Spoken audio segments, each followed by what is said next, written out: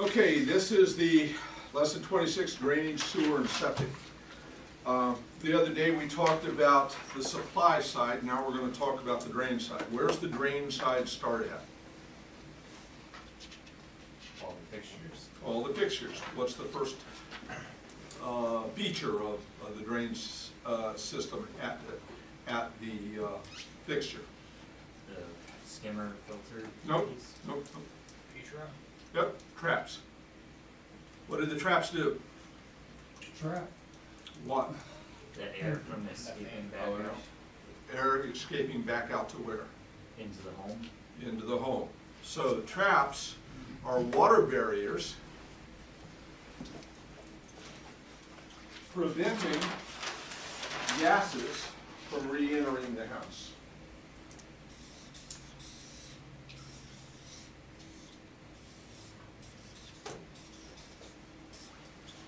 Here I have a toilet that has a trap, and this pipe goes down and then goes out. Gravity's taking it out, so one feature of the drain pipes in the building is it's all downhill.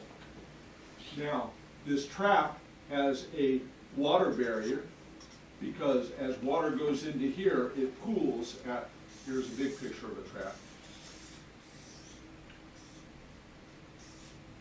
Now, traps work as this fills up with water, it will fill up here. And then once it gets to this level, every drop that goes in here is pushed out there. So now, this has water in it, and sludge and water go into here and out, and it's forced by the water pressure from the toilet or sink to push. Well, actually, it drops down under the toilet. It would drop down first, but this goes around, and then water in here comes out there. So there's always this barrier so that these gases can't get back into the house. Here in the house, there's a house trap, and under every appliance, there's a sink that goes into the same line. And this sink, underneath the sink, it has a trap. So every opening into the sewer system has a trap preventing, and then the house also. So the house trap prevents city sewer gases from going on, and then these traps underneath the appliances in the house, or fixtures in the house, prevent other gases generated in the house from coming back in. And I had a vent system one time that wasn't working right, and I have a stall shower in my floor, in the floor, and it's on a slab. And for about a 2 or 3 week period, it smelled really septic. And I didn't know what to do about it, so I talked with one of my plumbers. No, this was beforehand. I talked with the plumber, and he said, go upstairs, go up on the attic, and find the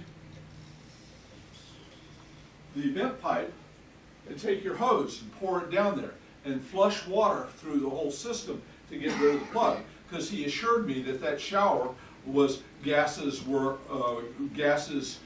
getting back in, and that all you needed to do was flood the system with water to fill up all the traps. I thought that was bullshit. I didn't know, and today it still makes more sense than it did then. But I still don't know, but it went away. It got to the point that I'd have to take a wet washcloth and put it over the drain line in the floor of the shower, and then set that there, and the odor went away. And a couple months later, it never came back, and that was 12, 14 years ago. So, septic. But that was the gases coming back in. I think that stall, my shower stall was built with a pipe that went to the sewer line that didn't have a trap. And why it hasn't smelled since then, I don't know. But anyway, the traps are important because they stop the gases from coming back up. Let's talk about the vent pipe. How can you test the vent pipe? Flush the toilet. What happens when you flush the pipe? If it's not working, your other traps will gurgle. Okay, gurgling is one. So when you're flushing toilets and running water in a house, and you're doing a lot of those, you have to listen to the sounds. And if they're gurgling, there's a couple things going on. Either the vent pipe's not big enough, or there's a partial blockage someplace, and then the air's fighting its way to get by. I once said to one of my continuing education instructors, who's a plumber, I said, there's got to be a better way to check what else can you do on the plumbing system other than just run water. There's got to be more you can do. And he told me something to do, and I'll share it with you. I run water the whole time I walk into the house. I turn on the kitchen, I go to a first floor bathtub, and I turn on the bathtub, I get them going. I want the sound of water flowing through the house. First of all, it irritates most everybody. They remember that you inspected, and they certainly remember you inspected the plumbing system because you're running water the whole time. And what he said to do, and I did it with amazing results, is after you're done with your inspection, you have water running, go to your sinks and your bathtubs and stop them up and let them all fill halfway. Every sink, every bathtub. The shower, plug that hole. And then get water on top of everything. And then go down in the basement, if there's a utility sink, or find the lowest appliance you can and fill that utility. Let's just say, when I did it, there was a utility sink in the basement, and filled that halfway with water. And then you take your realtors and you take your clients and you tell them, everybody to go man a bathroom or man a sink. And on the count of 3, you yell, and everybody loves doing this. For the record, everybody got really into it. We had to do it a couple times. So on the count of 3, everybody unplugged all of their appliances and forced water. So now we basically put the whole septic system or sewer line, drain lines under pressure. And that forced. Now, this pipe, if it's too small, guess what happens? At that utility sink down in the basement, I'm standing here, my client is standing here. And when we yelled go, everybody unplugged it, and I had a geyser shoot out of that high. The water just blew up out of it, because as that water came down, it was forcing the air down, and it had to go someplace, and it shot up. Well, everybody had to see this for themselves, because my client got wet. So we ran up and we filled it all over again, and then I went upstairs, and then we did it 3 times so everybody could see the geyser shoot up. And then the realtor calls me about 2 weeks later and says, can we do the water show again? I said, it only works if the house is bad, if there's a bad system. Do you do that at every house? No. So what was the occasion for this? I don't know, it's just something new I tried, and it worked. I can't imagine that it would work on too many houses. But it happened that this was the perfect scenario, and it was the first house out that after this guy told me that, I thought I'd try it to see what happened. And it shot in the air, my mouth dropped. I couldn't believe it, my jaw dropped. Anyway, no, I did it about 4 or 5 times, and it never had the same effect later on. So I quit doing it. So the vent system is, when you start pouring water into the system, the air's got to go someplace. You have the pipe, and it's pushing the air out. And what happens is, as the air rushes here, it either goes out this way or it's vented up. But you have a mass of water moving, and that air is going to go up. If this pipe is too small, that water air is going to fight through the water to get up, and that's where the gurgling comes from. But you have to run the water in the house to test this whole system. If you walk in there and turn on the cold water in the bathtub, turn on the cold water in the sink, and you don't see any leak at the trap, you do your pressure test or your functional flow test in the bathroom, and you turn it all off and you walk on to the next room, you're never injecting enough water in this system. And I know you've all heard my story 12 times about how after 45 minutes of running water in a house, all of a sudden we found that there was a half of a blocked sewer line going out to the city. It took 45 minutes for that water to back up to the utility sink in the basement. And all of a sudden, my utilities thing started filling up. $4,000 later to fix that problem. And if I hadn't been running water for 45 minutes, that wouldn't have ever got found. Now, is my client planning on running water? It happened to be for my stepdaughter, so therefore I was gonna do that no matter what. And it was at a mock inspection we did it. She was getting ready to buy the house, and she was buying it from the owner who let me bring a class in and do the mock inspection, and it was an empty house. So it was a perfect mock inspection day. And sure enough, I ran water for an hour, and 45 minutes later I had water running, coming back up the sink. So we found that, and they negotiated the price, and I got one of the contractors in the class to do the job for us, and it worked out well. But you have to run water to test this whole system, because without running, and you can't just turn on a faucet and turn off a faucet. You have to turn it on, let it run a long time. Many a time I get in an argument with the realtor. This isn't a well flow test. Why are you using this water? You know, they're paying for this water. I'm checking the drainage system. Well, what do you mean? You test the water, you don't have to leave it on. I said, yes, you do have to leave it on to run all the water through, because leaks don't happen just when you turn it on and turn it off. They do it when there's a lot of volume of water. And she's giving me static the whole time. And so I said, let's go down and look at the basement. And I swear to God, things happen sometimes, and there's no explaining why. She's giving me a hard time. We're walking down the steps, and guess what I have waiting for me at the bottom of the steps? A puddle of water. I couldn't, and as I stepped over the water, I said, see, and there's that pipe is above it, just dripping down into it. And she didn't have a word to say about it, because what my point is, don't let them talk you out of running water. It does two things for you. It shows you're checking the sim. I have never had anybody say I didn't check the water system. If there's ever a leak after Dan Osborne's there, they know it would have showed up that day. It's happened afterwards.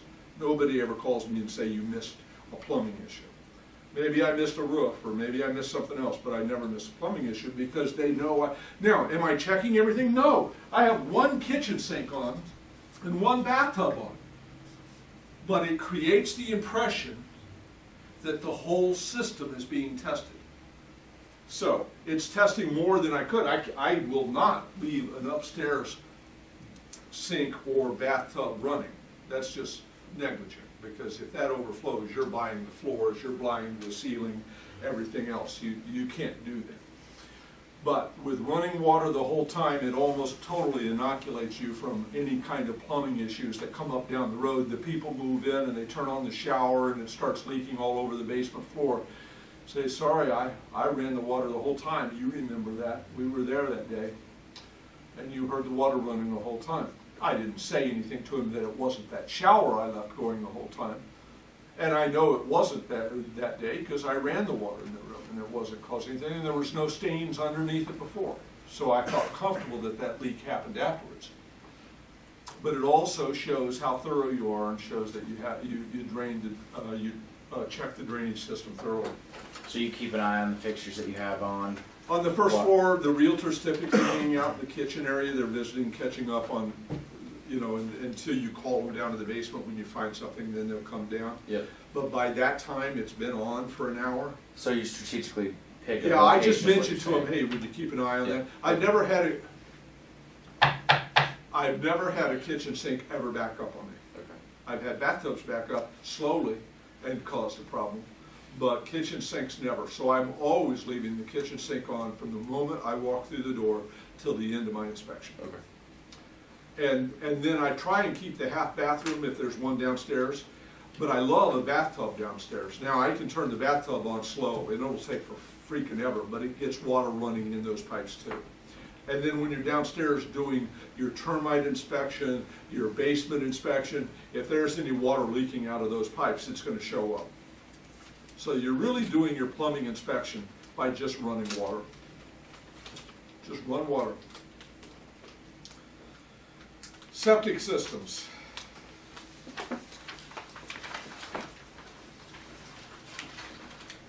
Page 318. Vent stack on the house provides air to balance atmospheric pressure. Septic line goes out to the septic tank. Does anybody know anything about septic systems here? A little bit. Okay, here's the story. I have written under this diagram in the book, get rid of this picture. Is there something inaccurate about this? I can't see why I did it. Well, I must have been drunk that day that I wanted to get rid of the picture. But anyway, this comes out to the tank. The tank is typically divided into two sections. The scum, through microbial action, the sludge that goes in, turns to, the sludge sits at the bottom, and the microbial action eats it up. It liquefies almost everything, and it goes out, maybe because it doesn't have a distribution box there. That's the only thing I can think of that is why I want to get rid of it. A distribution box that then spreads the fluids out between 4 or 5 fingers, like you'll see over here on page 319. Oh no, that's water in, I'm sorry, sewer system. That distribution box takes the fingers of the leach field and spreads those liquids out evenly in those fingers, and it evaporates. So, the microbial action in the tank is the key. That's why sometimes, if you go to some houses, they may have 2 sewer lines. One sewer line, or line going out, drain line, goes out to the septic system, and the other goes out to a dry well. And the dry well, the pipes coming to the dry well are from the bathtubs and the dishwasher and the the laundry, clothes wash machine. Because that has suds in it. The gray water goes into the septic system. That way those chemicals that are going into the dry well don't kill the microbial action happening in the septic tank. I used to think that septic tanks, if they were kept operating properly and were properly sized, should never actually need cleaning. But the reason that they want to clean them is because most people don't separate them. I've been disabused of that and find that no matter how pure the microbial action is in a septic, there's still a sludge buildup. No, you don't have to clean it every year, but you should clean it every 3 or 4 at the minimum. Is that about right? Depending on the number of people in the home. And the size of the tank and everything. There's a lot of variables. Yeah. But Rid-X works, and you typically need Rid-X if you're pumping soaps and chemicals into a septic system if you don't have a dry well. So if you have a dry well and it's clean, the system is used properly, it doesn't need cleaning out that often. Now, when I go out to a house and there's a well, I always ask, is there a septic system? You can't count on, I'm going to be very careful, you cannot count on the realtor advising the buyer to get a septic inspection, because it's a separate expense. I have had situations where realtors have told my clients that don't worry about the septic system, the home inspector will take care of that. And that's just absolutely fabricated. We don't take care of it. But my client doesn't know any better. And the realtor certainly knew better, because she was a veteran. I turned around, and then I happened to be doing a termite test for one of my recent graduates. It was like his 5th or 6th inspection. And I said, I'm walking around, I did my termite, and I'm saying hi to my inspector, and the client comes over and says something to him. I said, there's a septic system here? I said to him, do you have a septic company coming? And he said, no. And I went over to the client. No, I went over to his client outside of the earshot. I said, were you told that you needed to get a septic company in here to take a look at the system? And he says, no, why?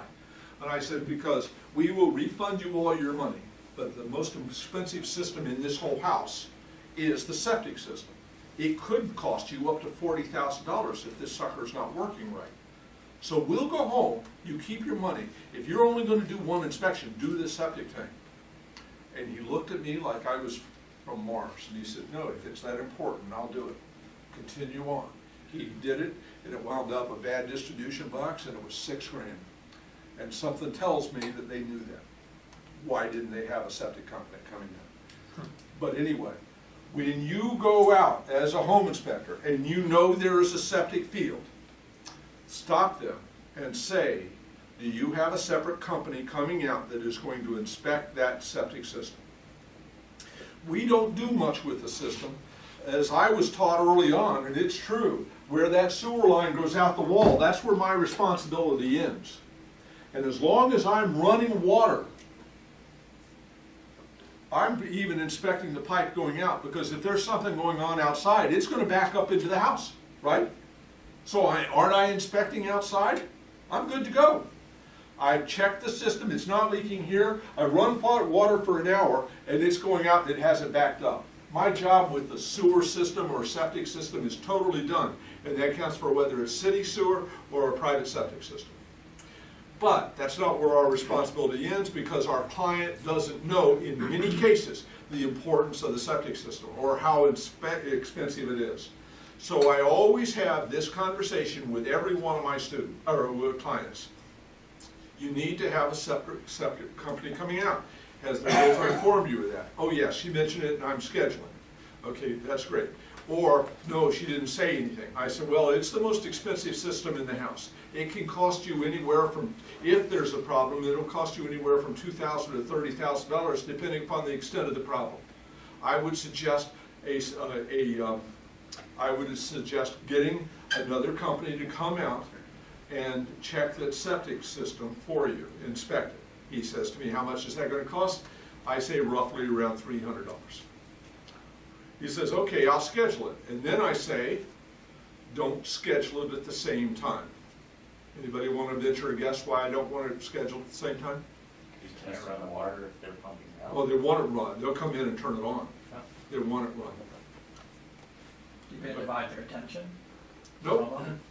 Nope. Nice though. No, my clients go out and watch the septic guy every time. Well, when the septic guy shows up, they're all over his ass. They're out there looking at him, digging up and getting the lid off and pumping it out. For some reason, that's amazing. I don't know why they don't want to watch me.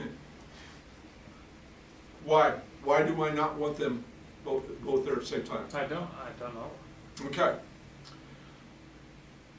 I have had a couple times, and it never happened again because I refused to do it at the same time. I have had me in the middle of an inspection, the client, and the client following me around, the septic guy's doing his thing, he just showed up. I've turned over my third major, and he decides to walk from the deal. We go downstairs, we're finalizing it up, we're talking to the realtors, I'm getting my check, and the septic guy walks in and he has to write him another $450 check on a house he just went out of. So the greatest sales technique you have when you're on the phone with the client and you find out there's a septic system is have that conversation with them. Say, listen, do not let the realtor have us both there at the same time. Pick the one you're more skeptical of, the septic or the house. Have that one first. Because if you have us both at the same time and you find a bad septic system that is totally shot and you want to negotiate that through until they've settled on it before you have your home inspection, right? Or vice versa. Maybe I find a buried oil tank that's leaking, there's a Federal Pacific tank there, and this old boiler is not going to make it another week, and now they're looking at $30,000. Nobody wants to settle, and they're done. So pick the one, but don't do them both at the same time, because now you may be able to, if you do one and then the other, you may be able to avoid the other if the first one winds up to being a non-negotiable issue. Does that make sense? And it's not a matter of, yes, it's valuable, and I've saved many a client money on that, and I've gotten cards back. Thank you so much for that advice. $500, thank you. Perfect. We'll always recommend you. You know, they tell you how often they're going to use you every 8 years. But what it does is it builds your credibility, and it builds your credibility with realtors. I have told that to my client in front of the realtors, and the realtors' eyes just bug out because they never thought of it that way. Remember, most realtors all realtors, up until I started doing this, I don't want to say I invented it, but I invented it, but maybe somebody else had the idea, don't do them at the same time. You've never heard that before. No. Because realtors don't want the client, the owner of the house, and/or the clients to have to keep coming back for all these different inspections. They like to pool them all on the same day, Right. so it makes it easier for the homeowner. Well, I don't want to say screw the homeowner. Oh, wait, I just did. To hell with that. Watch out after your client's pocketbook. So when your client calls you up and you explain to them that what if there's a problem with the septic, you don't want to pay for the home inspection, and you pay for the home inspection and you know you're going to walk on the septic, or vice versa. So take the system, and I always tell them this, take the system that you're most worried about and have that one done first, and then schedule a day later or maybe that afternoon the oven. You know what you just did? You give that advice and you have nailed down that client for any house he ever finds, because you honestly told him a way of saving $500, and you offered to make the septic inspection the first one.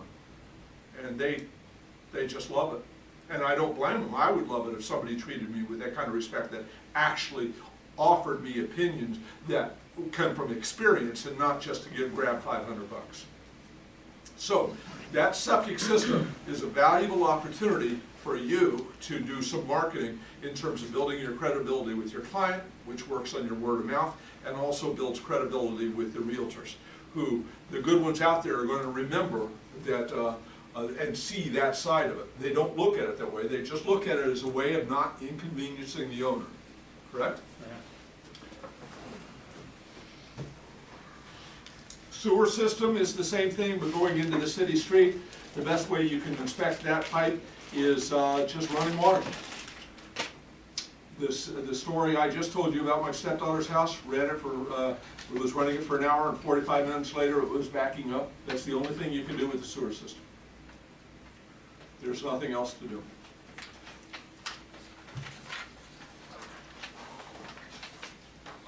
Any questions? Nothing? So take that whole septic tank thing seriously. It's important, and you're going to do a lot. I'll bet you probably, well, it depends on where you're at, but you're going to see a lot of septic systems.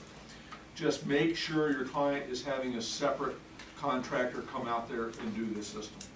And if they decide not to, because, oh, that's my brother's house, I've been there for, I've been going over there for years, and now I'm buying it from him, I'm comfortable with the whole house, that's fine. But put it in your report that a septic, not against your advice, but put it in the report that a separate septic inspection wasn't done at request from the owner. Just put something in there that'll remind you when they have a septic problem and they come looking for you, that you had that conversation. Okay? Are the distances in here, Dan, between well and septic? Yeah. It's changed since the book was written. I think it used to be 50 and now it's 100. 100. Right, it used to be 50, but, and I think it was before we wrote the book. It's been 100 since we've written the book. Mm-hmm. But 100 feet, but I don't know how they measure that. The well, we know basically where the well is, but are they talking about, what if the leach field is coming in this way? Is it from the tank? It's supposed to be 50 from the tank, 100 from the leach field. 50 from the tank. That's what we're told on the realtor side, on our instruction. So the wellhead from the tank, 50, you gotta have a minimum of 100 from the leach field. And that makes sense, because at the leach field, you're letting the fluids out. Out, right. And in the tank, it's supposed to be, that's reasonable. Right. But I've never heard of that. I've always heard 100, but I've never known where they were measuring 100 from, because how do we know really where the leach field ends? Right. Oh, the grass quit being green right here. That must be the end. Okay, so the septic deal, we're not inspecting it, but trust me, it's a big deal. And if you work it right, you're going to make some friends.